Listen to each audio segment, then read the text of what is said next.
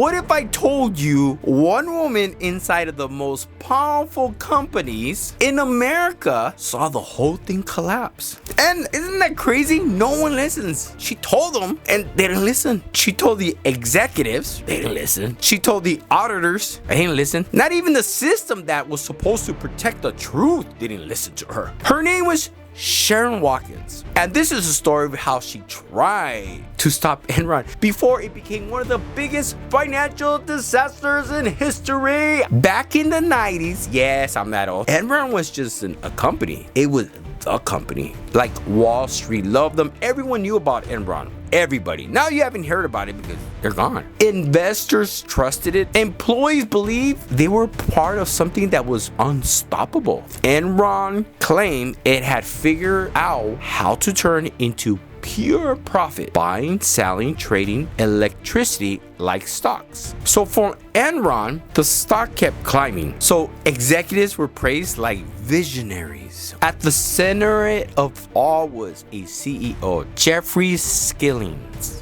who pushed a bold idea. Don't report what you earn, report what you predict you'll earn in the future. It sounds like a genius idea, but in reality, it was like a ticking time bomb. So inside the company, things just didn't feel right. Numbers didn't match, deals looked artificial. But apparently, out of nowhere, that's where Sherron Watkins started asking questions. She wasn't like some outsider, she was an insider. She actually was the vice president. So someone who understood the system, and what she saw was alarming. Enron was hiding a massive debt using like a complex partnerships to make losses disappear on paper. On the outside, everything looked perfect, but on the inside, it started to rot. So like in August 2001, Watkins, Sherron, made a decision that most people wouldn't. Check her out, what she did. She wrote a letter directly to the CEO, Kenneth Lay. Not a casual email. Her email was a warning. She told him the company could implode in a way of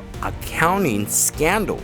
She didn't say company might struggle. She implode. That's how serious it was. But here's where things get like a little turn. Instead of sounding the alarm publicly, Enron handle it quite internal, right? They contain it, I would. Or at least that's what they thought. Just months later, everything fell apart. In October 2001, Enron announced these huge losses. Investors panicked. The stock price crashed. I remember that. Billions of dollars gone. Employees who had their whole life savings tied up in Enron stock lost everything. And a company that once looked invincible filed for bankruptcy in December 2001. One of the largest corporate collapses in the United States history. Even Enron's auditors was destroyed in the fallout. After the collapse, the truth came out. The profits weren't real. Remember, they were like projected. Remember that? The growth wasn't suitable.